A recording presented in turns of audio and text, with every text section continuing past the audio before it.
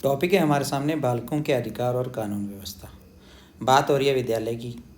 ठीक है, विद्यालय में जब हम लोग बच्चों के विषय में सोचते हैं तो उसको कुल मिलाकर के शिक्षा मनोविज्ञान का दर्जा दिया जाता है, तो जिसको हम लोग पैडागोजी इत्यादि सब कुछ कहते हैं। तो उसी में एक टॉपिक रहता है बालकों के अधिकार और कानून व्यवस्था। ठीक है, चलिए इसको जानते हैं और समझते हैं। ये एक लीगल बुक है, इग्नो की बुक है, उसमें से मैं आपको ये बताऊंगा बालकों के अधिकार और कानून व्यवस्था किस तरह से होगी। चैनल को सब्सक्राइब कर लें आप लोग। ठीक है, चैनल सब्सक्राइब करें और वीडियो को लास्ट तक देखें, समझ जाएंगे आप बालकों के अधिकार और कानून व्यवस्था। इसमें क्या जानेंगे, प्रस्तावना, उद्देश्य, बच्चा कौन है, बाल अधिकार।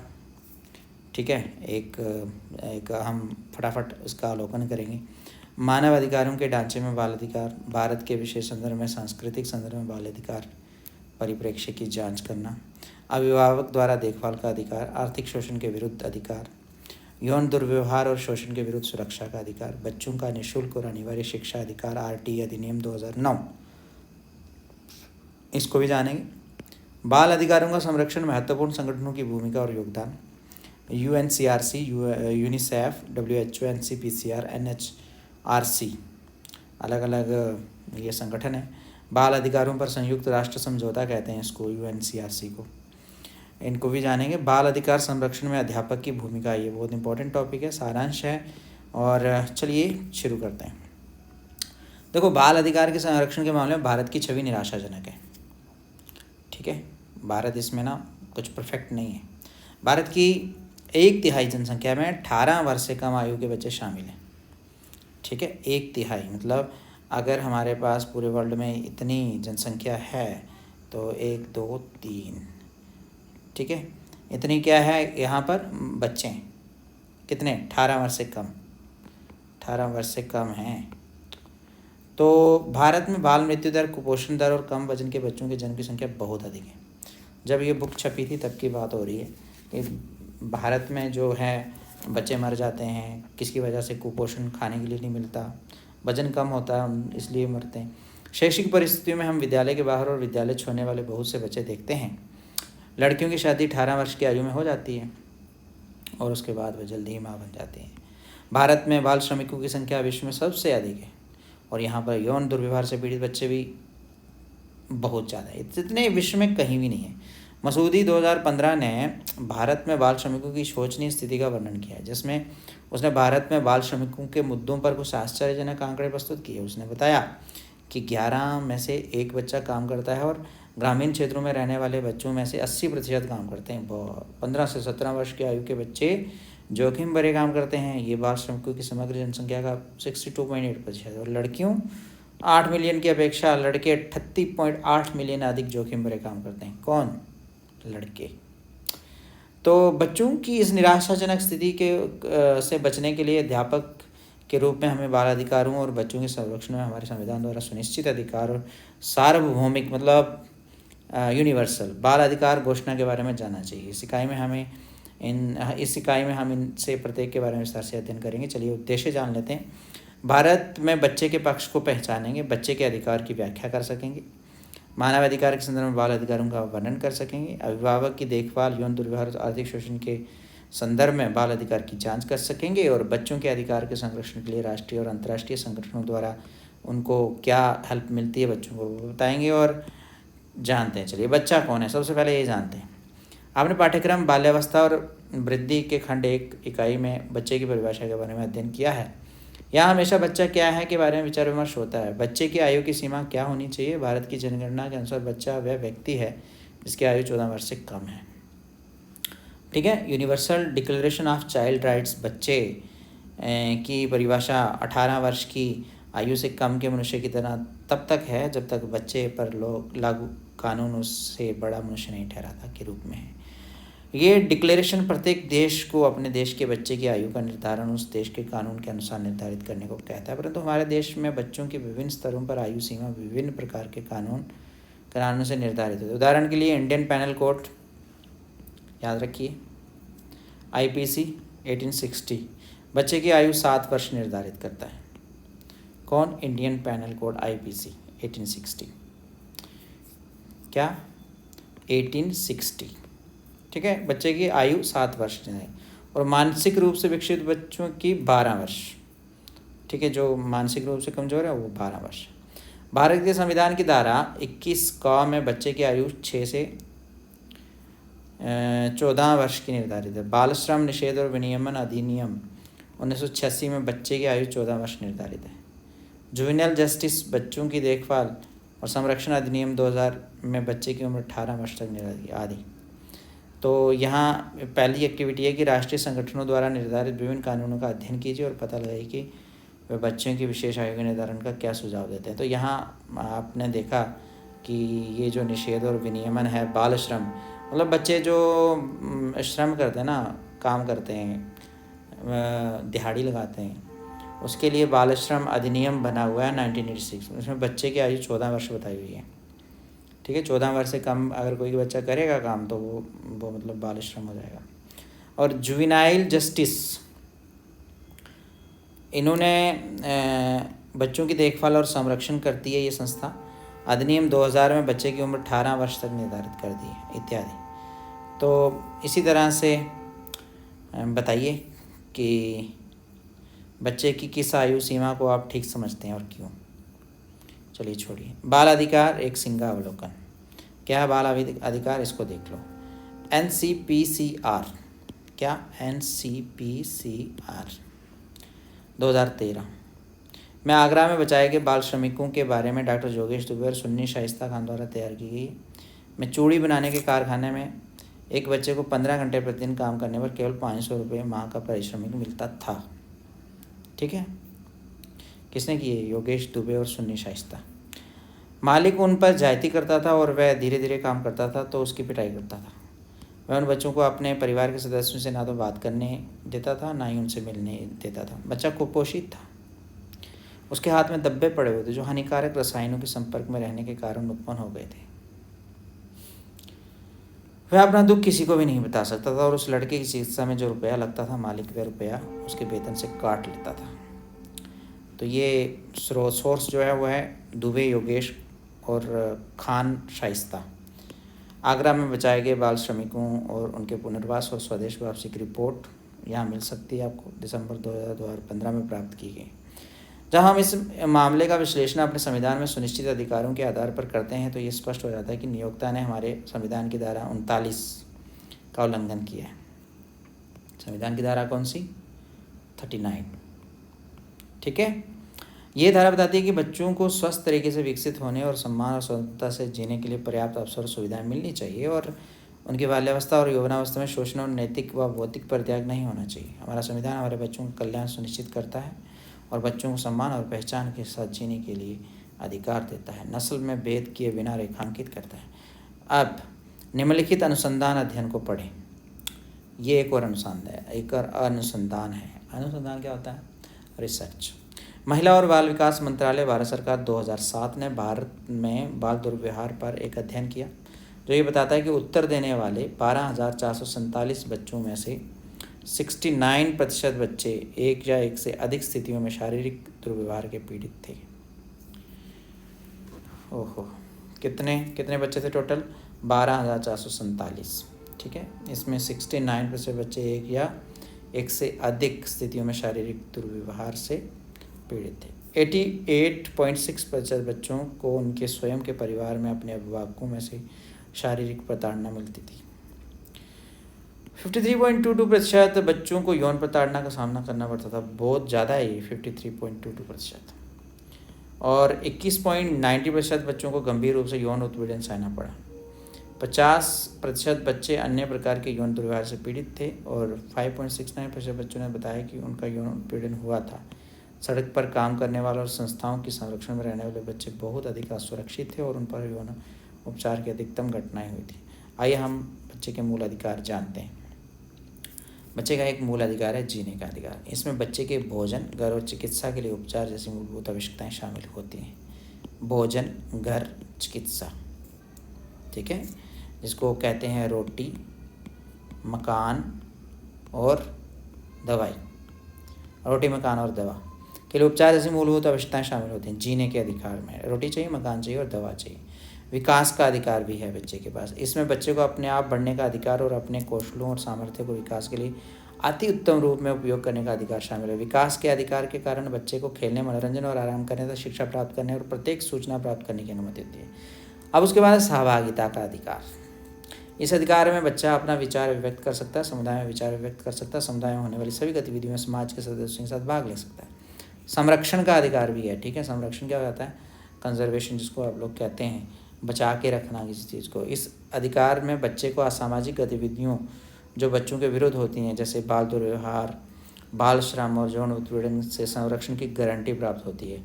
ये भी हमारा संविधान देता है बच्चों को कि हम बच्चों को उनके साथ दुर्व्यवहार नहीं होने देंगे, बाल श्रम नहीं होने देंगे, यौन उत्पीड़न नहीं होने देंगे। हम उनको पूरा प्रिजर्व करेंगे, उनको सुरक्षा देंगे। ये कौन कहता है? हमारा संविधान।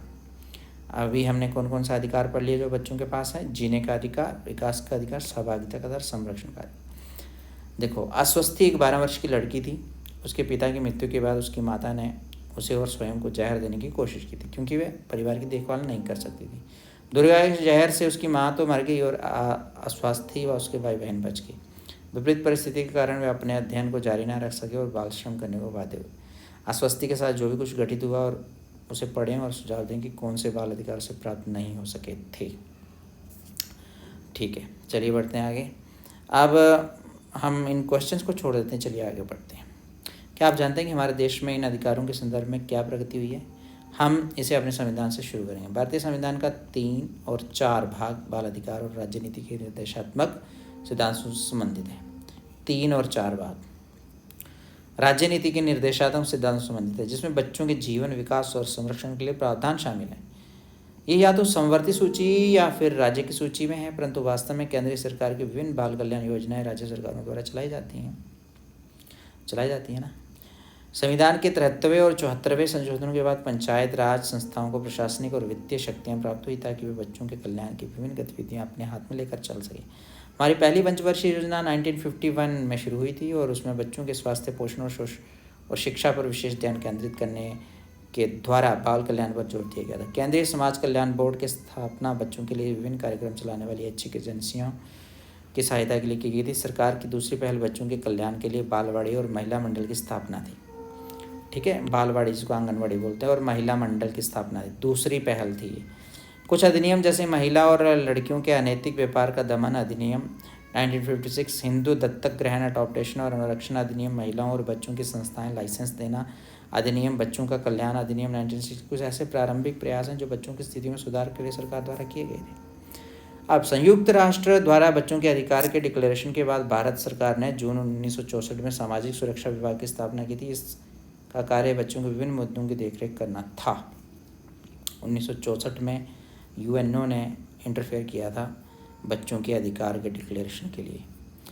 इसका कार्य बच्चों के विभिन्न मुद्दों की देखरेख करना। वर्तमान ये विभाग सामाजिक न्याय और अधिकारिता कार्यालय के रूप में काम करता है। बाल विवाह प्रतिबंध नियम 1929-1975 में संशोधित किया गया। बंधक उन्मूलन अधिनियम, नाबालिग न्याय अधिनियम 1986, बाल श्रम निषेध और विनियमन अधिनियम 1996 आदि बच्चों को सामाजिक अन्याय से बचाने के लिए सरकार द्वारा लागू किए थे।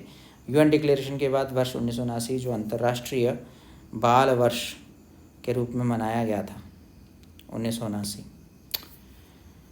भारत सरकार ने वंचित डिप्राइव्ड बच्चों की सहायता के लिए नेशनल पॉलिसी ऑफ एक्शन की शुरुआत की। ठीक है, समेकित बाल विकास योजना 1975 की स्थापना भी बच्चों की स्थिति में सुधार लाने के लिए की गई थी। राष्ट्रीय शिक्षा नीति 1968 और 1986 DPEP, क्या है DPEP? ठीक है, ऑपरेशन ब्लैक बोर्ड, प्राथमिक शिक्षा का सार्वभौमिकरण, सर्व शिक्षा अभियान, राष्ट्रीय पाठ्यचर्या ढांचा NCF 2005, बच्चों की निःशुल्क एवं अनिवार्य शिक्षा अधिनियम 2009 आदि महत्वपूर्ण मील के पत्थर हैं जो बच्चों के लिए निःशुल्क और अनिवार्य शिक्षा को सुनिश्चित करते हैं। यहाँ से लेके यहाँ तक बहुत इंपॉर्टेंट है। क्या है ये? समेकित बाल विकास योजना। ये कौन सी है? ICDS। ठीक है, 1975 की स्थापना में बच्चों की स्थिति में सुधार लाने के लिए की गई थी। अब ये प्रश्न आ सकता है, ICDS की स्थापना कब हुई? 1975 में। किस लिए? बच्चों की स्थिति में सुधार लाने के लिए।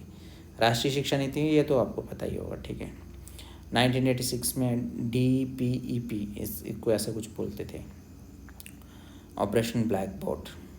ठीक है, चलिए बढ़ते हैं आगे।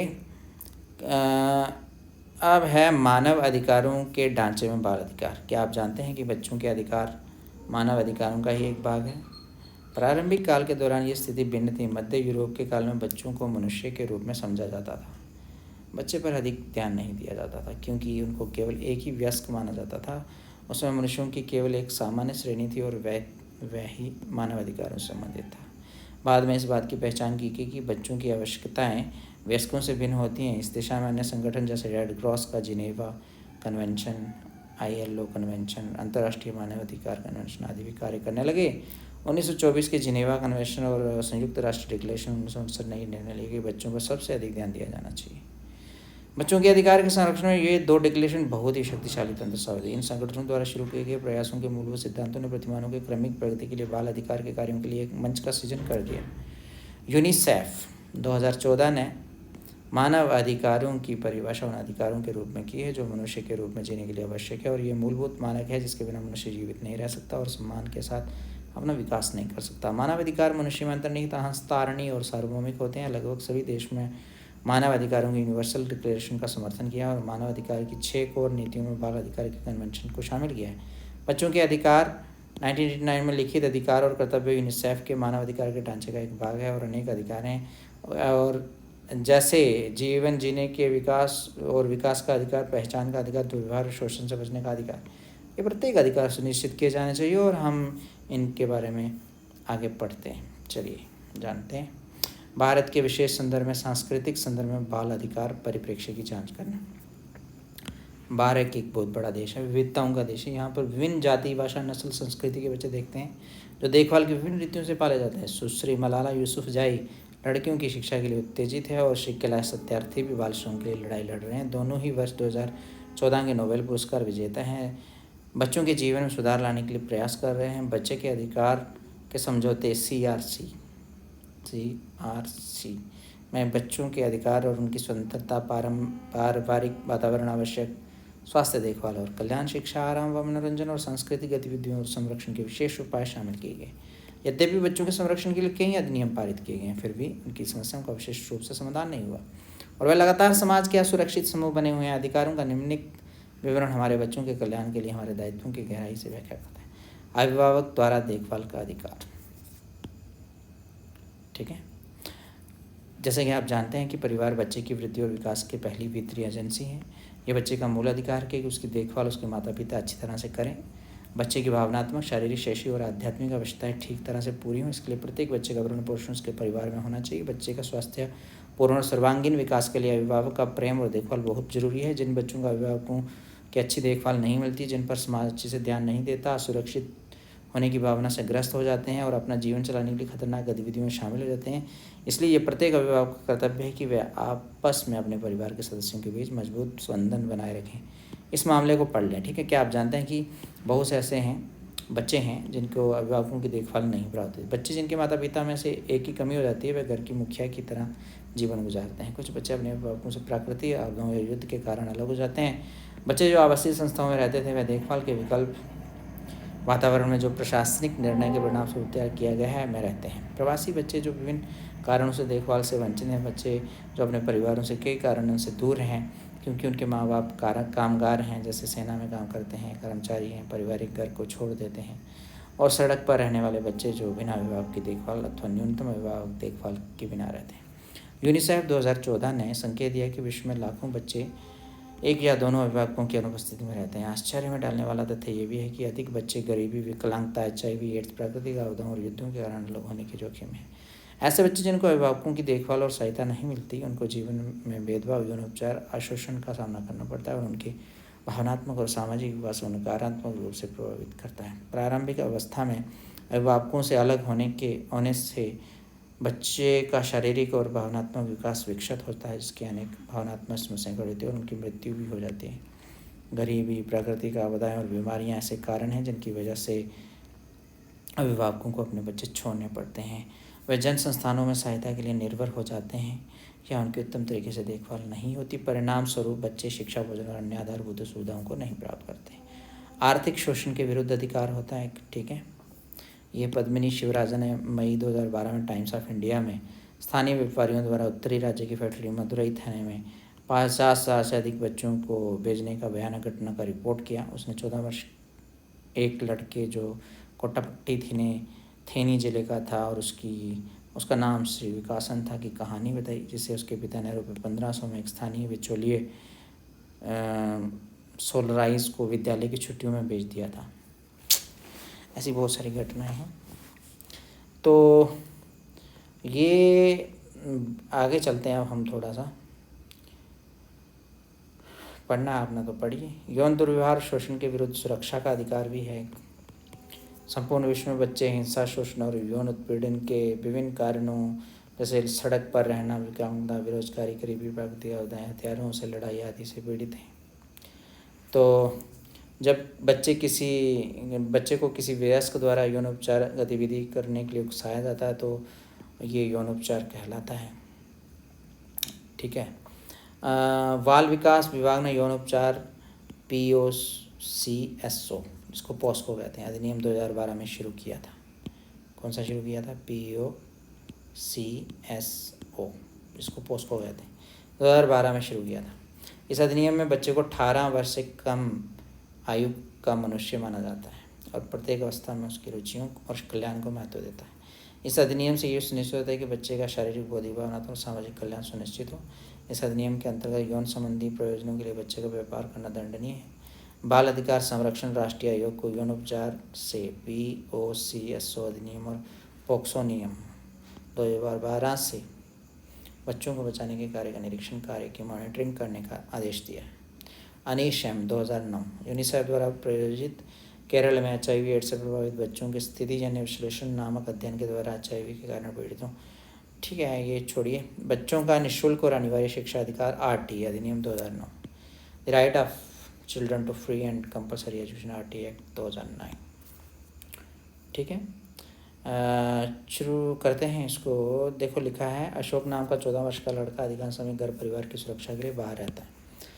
उसने 10 वर्ष की आयु में विद्यालय छोड़ दिया था। वह विद्यालय जाना चाहता था और अपने दोस्तों और परिवार के साथ समय बिताना चाहता, परंतु उसे परिवार का खर्चा चलाने के लिए घर से बाहर रहना पड़ता था। उपर्युक्त मामले से मालूम होता है कि अशोक को शिक्षा का अधिकार प्राप्त नहीं हुआ। आइए हम इस अधिकार के बारे में विस्तार से जांच करते हैं। निःशुल्क और अनिवार्य शिक्षा अधिनियम में बच्चों का अधिकार शिक्षा अधिकार के विधेयक के रूप में जाना जाता है। वही 4 अगस्त 2009 में, कब? 4 अगस्त 2009, इम्पोर्टेंट डेट, 4 अगस्त 2009 भारतीय संसद द्वारा पारित हुआ। निःशुल्क और अनिवार्य शिक्षा RTI जिसको कहते हैं अधिनियम 1 अप्रैल 2010 से कार्यान्वित हुआ। 4 अगस्त 2009 को ये पारित हुआ। 1 अप्रैल, क्योंकि 1 अप्रैल को नया सेशन शुरू होता है। तो निःशुल्क शिक्षा का अर्थ है किसी बच्चे को प्रारंभिक शिक्षा की पढ़ाई करने या उसे पूरी करने के या उसे रोकने के लिए किसी भी प्रकार की फीस, प्रभार या पैसा नहीं देना होगा। इसका अर्थ ये हुआ कि कोई भी प्रत्यक्ष विद्यालय फीस अथवा प्रत्यक्ष लागत जैसे वर्दी, पाठ्य पुस्तकें, मध्याह्न भोजन और परिवहन का खर्चा बच्चे अथवा उनके अभिभावक द्वारा नहीं उठाया जाएगा। अनिवार्य शिक्षा का अर्थ है कि वह सरकार और स्थानीय प्राधिकार के लिए 6 से 14 वर्ष तक के सभी बच्चों को प्रारंभिक शिक्षा में प्रवेश, उपस्थिति और शिक्षा पूरी कराना अनिवार्य है। अब एक कानूनी अनिवार्यता हो गई है कि केंद्र और राज्य सरकारें RTI अधिनियम के प्रावधानों के अनुसार भारत के संविधान की धारा 21 का में उल्लिखित बच्चों के इस मौलिक अधिकार क्रियान्वित करें। यहाँ 2-3 चीज़ें हैं, धारा 21 का, फिर ये डेट और ये चीज़ें एग्ज़ाम में पूछी जाती हैं। इस अधिनियम के महत्वपूर्ण प्रावधानों में से एक उचित आयु पर प्रवेश है। इसका अर्थ यह है कि बच्चे को उसी कक्षा में उस स्थिति में प्रवेश दिया जाए जिस कक्षा में उसे सामान्यतः होना था। यदि बच्चे ने 6 वर्ष की आयु में कक्षा 1 से प्रवेश लिया है, जब हम इस अधिनियम को पढ़ते हैं तो हमें पता लगता है कि बच्चों की प्राथमिक शिक्षा से संबंधित अनेक मुद्दों के बारे में इस अधिनियम में बताया गया है। हमारे समाज के कमज़ोर तबके और अलाभकारी समूह के विद्यार्थियों को निजी विद्यालयों में अध्ययन करने के मौके मिलते हैं, क्योंकि कक्षा की 25% संख्या इन्हीं तबकों के बच्चों से पूरी करना जरूरी है। यह अधिनियम दान, प्रति व्यक्ति शुल्क, प्रवेश परीक्षा अथवा साक्षात्कार जो बच्चों का अभिभावक कराया जाता है, शारीरिक दंड और मानसिक उत्पीड़न की अनुपस्थिति की गारंटी भी देता है। इस अधिनियम को निरीक्षण करने के उद्देश्य से सरकार ने बाल अधिकार संरक्षण राष्ट्रीय आयोग NCPCR को उत्तरदायी ठहराया। मतलब NCPCR इसकी निगरानी करता है। किसकी RT 2009 की NCPCR। अधिनियम की मुख्य विशेषता क्या है? ये 6 से 14 वर्ष की आयु तक के सभी बच्चों के लिए निःशुल्क और अनिवार्य शिक्षा देता है। इसमें कोई रोक, उचित आयु प्रमाण पत्र उपलब्ध न कराने पर भी प्रवेश से इनकार नहीं किया जा सकता। कक्षा 1 में आर्थिक रूप से अलाभकारी तबकों के बच्चों को 25% आरक्षण।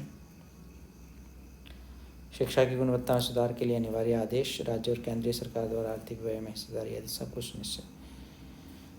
उपर्युक्त विमर्श से ये स्पष्ट हो गया कि केंद्र सरकार ने ऐसा मजबूत कदम उठाया जिससे भारत के बच्चों को न्यूनतम गुणवत्ता की शिक्षा सुनिश्चित है। बच्चों के लिए निर्धारित किए गए प्रावधानों को पूरा करने का उत्तरदायित्व केंद्र सरकार, राज्य और स्थानीय स्वास्थ्य सरकारों पर है। बाल अधिकारों का संरक्षण, महत्वपूर्ण संगठनों की भूमिका और योगदान।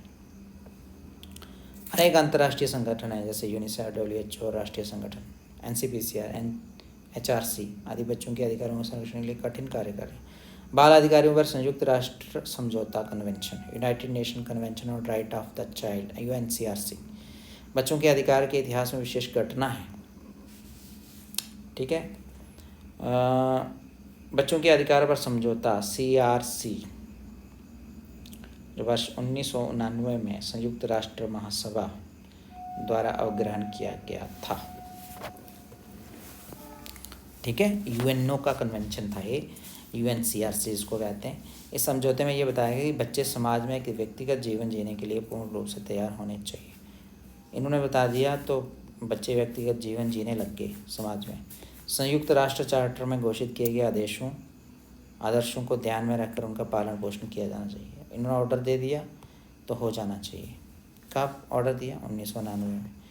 वर्ष 1990 में हस्ताक्षर किए गए समझौते में ऐसे सब बच्चों के लिए जिनके अभिभावकों का संरक्षण नहीं मिला है के लिए जाने वाले कार्यों के लिए मार्गदर्शन किया गया। CRC बड़ी सख्ती से ये बताता है कि बच्चों की देखभाल और संरक्षण की जिम्मेदारी परिवार पर होती है और सरकार व अन्य एजेंसियां ये सुनिश्चित करेंगी कि बच्चों को स्वस्थ पारिवारिक संबंध प्राप्त हो।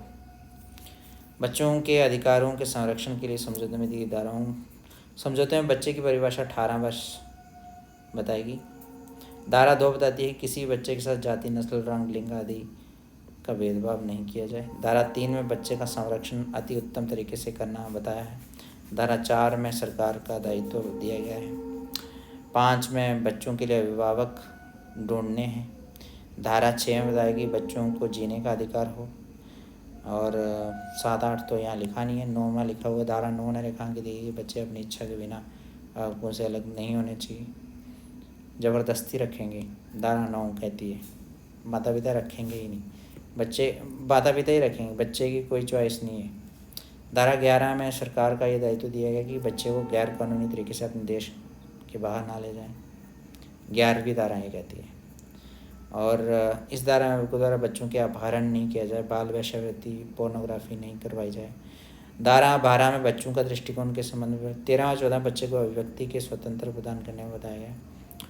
तो इस तरह से सारी धारा 18वीं जो है बच्चों की सहायता के लिए है। धारा 19 जो है सभी प्रकार की हिंसाओं के लिए। धारा 23 विकलांग बच्चे बताती है। इस तरह से अनेक धाराएं हैं यार, कितनी धाराएं हैं। धारा 33, धारा 34 सब वही है कुल मिला के कि बच्चे के हित में ही जो कुछ हो। UNCRC इसको है ना, इससे कहते हैं ना, 1989 में आई है, ये ध्यान रखना बच्चे के हित के लिए। अब दूसरी है हमारी जी यूनिसेफ। ये तो बहुत पॉपुलर है, यूनाइटेड नेशन इंटरनेशनल 1946 इसको कहते हैं United National International Children's Emergency मतलब आपातकालीन फंड भी है। फंड मतलब निधि, पैसा। United Nation International Children's Emergency Fund 1946 में संयुक्त राष्ट्र महासभा के द्वारा विश्व युद्ध द्वितीय के बाद हुई थी। इसका स्थापना का मुख्य प्रयोग यूरोप के विश्व युद्ध के दौरान बच्चों की सहायता के लिए किया था।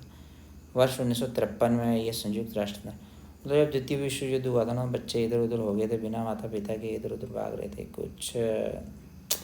कोई उनकी सहायता नहीं कर रहा था। फिर सब नेशन ने मिल करके उनकी सहायता की। ठीक है, 1946 की बात है। 1953 में ये संयुक्त राष्ट्र तंत्र का यूएनओ का एक स्थायी प्रभाग हो गया यूनिसेफ। यूनिसेफ के लिए संयुक्त राष्ट्र महासभा ने ये अनिवार्य किया कि बच्चों के अधिकारों का संरक्षण होना चाहिए। ये उन अलाभकारी बच्चों का विशेष संरक्षण करता है जो युद्ध, प्राकृतिक आपदा, गरीबी और अन्य खतरनाक हिंसा और शोषण के शिकार होते हैं। ये उन बच्चों की आधारभूत जरूरतों को भी पूरा करता है इत्यादि। बाल श्रम, बच्चों का व्यापार, ये इसके उद्देश्य हैं। बाल श्रम मत कराओ, बच्चों का व्यापार नहीं होना चाहिए। संघर्ष और आपातकाल में बच्चे और न्याय, बिना विवाह वाले बच्चे, यौन शोषण, हिंसा और उन पर ध्यान देना। यूनिसेफ में हजारों कार्यकर्ता विश्व के 150 देशों में कार्यरत हैं। ठीक है, यूनिसेफ बहुत इंपॉर्टेंट है ना, इसलिए इसको थोड़ा पढ़ना है। आपातकाल में सफल हों और विद्यालय जाने वाले बने। जैसे अभी आपातकाल सीरिया में आया हुआ था तो वहाँ पर भी यूनिसेफ ने काम किया था। छोटे बच्चे का जीवित रहना और विकास कार्यक्रम, बच्चों की मृत्यु दर को रोकना, ये सारे इसी के काम थे। उसके बाद आती है बात हमारी WHO, विश्व स्वास्थ्य संगठन जिसको कहते हैं, और ये कहता है कि पूर्ण स्वस्थ और स्वास्थ्य सेवाएं केवल मनुष्य की आवश्यकता, परंतु ये उनका मौलिक अधिकार भी है। बाल अधिकार पर संयुक्त राष्ट्र समझौता एक आधारभूत इकाई है। ये बच्चों के कल्याणकारी जीवन, सही निर्वासता तथा विश्व में 18 वर्ष से कम आयु के बच्चों पर काम करती है। सिर्फ 18 वर्ष से कम आयु के बच्चों। ठीक है, CRC के विश्व स्वास्थ्य संगठन WHO ने अंतर्राष्ट्रीय रूप से बच्चों और किशोरों के स्वास्थ्य और विकास को विनियमित करने के लिए नामांकित किया। और ये इस बात को भी ध्यान रखते हैं कि CRC का इस्तेमाल विश्व स्वास्थ्य संगठन द्वारा कैसे नीति निर्धारण। ठीक है, बढ़ते हैं आगे। यह है बाल अधिकार संरक्षण के लिए राष्ट्रीय आयोग, जिसको कहते हैं national commission for protection of child rights, NCPCR, national commission for protection of child rights. ये NCPCR जो है 2007 में स्थापित हुआ, बाल सुरक्षा राष्ट्रीय आयोग। ठीक है, बाल सुरक्षा राष्ट्रीय आयोग, child protection national commission, national commission for protection of child rights. 2007 में स्थापना हुई है। ये बाल अधिकार संरक्षण आयोग के अधीन कार्य करता है, जो दिसंबर 2005 में संसद का अधिनियम बन गया। इस अधिनियम का मुख्य प्रयोजन सुनिश्चित करता है कि भारत के संविधान में उल्लिखित कानून, नीतियां, कार्यक्रम और प्रशासनिक नीतियां सब संविधान में वर्णित बाल अधिकार संरक्षण के पूर्णतः अनुरूप हों। आयोग राज्य, जिला और अन्य स्तर के निकायों से प्राप्त अनुक्रियाओं को राष्ट्रीय नीतियों के अनुसार जोड़ता है। उसके बाद हमारे पास राष्ट्रीय मानव अधिकार आयोग, national human rights commission, NHRC, national human right corporation. Bharat के राष्ट्रीय मानवाधिकार आयोग की स्थापना मानवाधिकार संरक्षण अध्यादेश के अधीन एक स्वायत्त जन निकाय के रूप में मानवाधिकार के संरक्षण और संबद्ध कार्यों को बढ़ावा देने के लिए 12 अक्टूबर 1993 को की गई। इसे मानवाधिकार अधिनियम 1993 द्वारा संवैधानिक अधिकार दिया गया। ठीक है, अब NHRP जो है, इसके मुख्य काम यह है कि मानवाधिकार का उल्लंघन प्रत्यक्ष और अप्रत्यक्ष रूप से इसकी पूछताछ करना, मानवाधिकार से संबंधित न्यायालय की कार्रवाई में हस्तक्षेप करना, जेल में डाले गए और रखे गए लोगों की निर्वासित न्यू में अथवा कुछ अन्य संस्थाएं जो इस प्रकार के संरक्षण या उपचार में लगी हुई हैं, सुधार लाना और उसका अध्ययन करना, संविधान के अधीन मानवाधिकार के संरक्षण और उसके क्रियान्वयन की समीक्षा और आकलन करना, मानवाधिकार के क्षेत्र में अनुसंधान करना, मानवाधिकार शिक्षा के बारे में जागरूकता फैलाना और इसके लिए कार्य करना, मानवाधिकार के लिए कार्य कर रहे गैर सरकारी संगठनों और अन्य संस्थाओं के प्रोत्साहन को सहायता देना। ये याद रखना कि ये 12 अक्टूबर 1993 को इसकी स्थापना की गई थी। उसी के बाद ये ह्यूमन राइट्स वाले लोग जो हैं अपना रोना पीटते रहते हैं।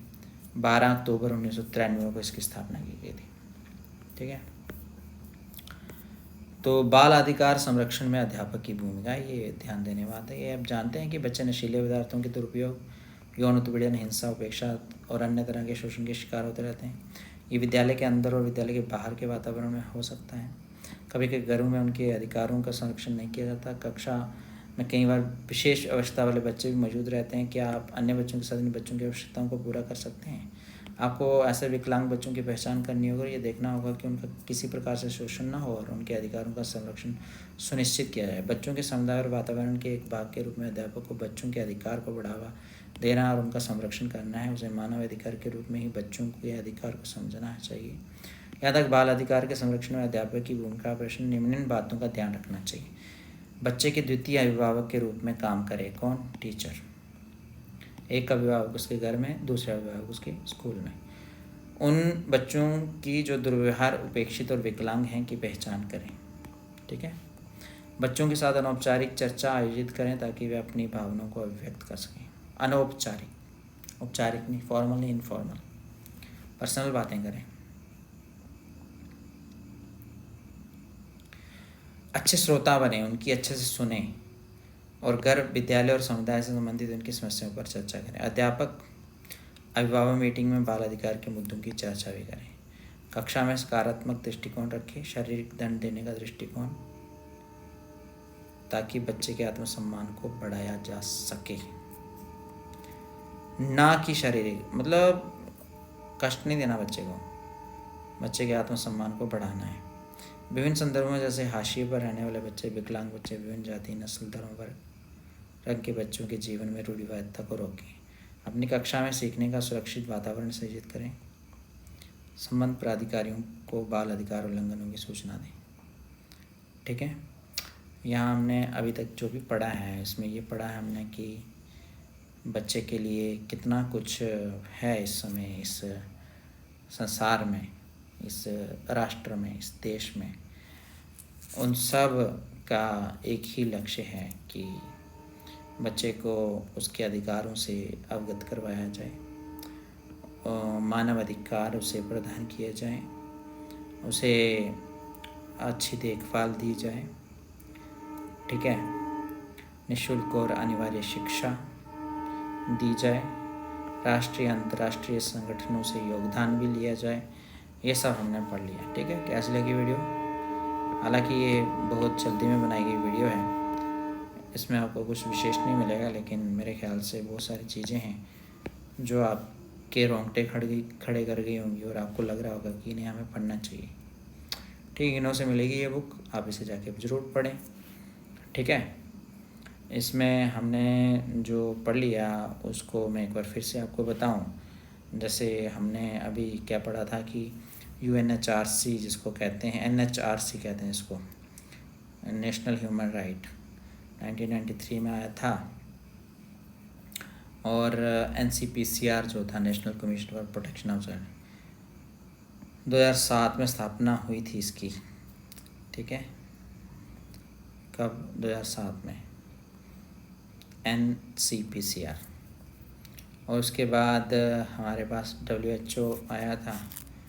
तो WHO की स्थापना कब हुई इसमें तो दिया नहीं है, पर यह है कि 18 वर्ष से कम आयु बच्चों पर काम करती है WHO। उसी तरह से यूनिसेफ है। यूनिसेफ जो है वो 1946 में आई और 1953 में स्टार्ट भी हो गई। उसी तरह से है बच्चों हमारे पास, बच्चों का है को यार, 1989 में आई है हमारे पास UNCRC, convention on the right of child, 89 में। ठीक है। तो ये सारी चीज़ें हैं। उसके बाद बहुत सारी चीज़ें हमने पढ़ी हैं इसमें। Right of children to free and compulsory education, RT जिसको कहते हैं। तो ये सारी बातें थी। कुछ और भी आप जानना चाहते हैं तो बताइए कमेंट बॉक्स में। आज तक के लिए बस इतना ही। धन्यवाद।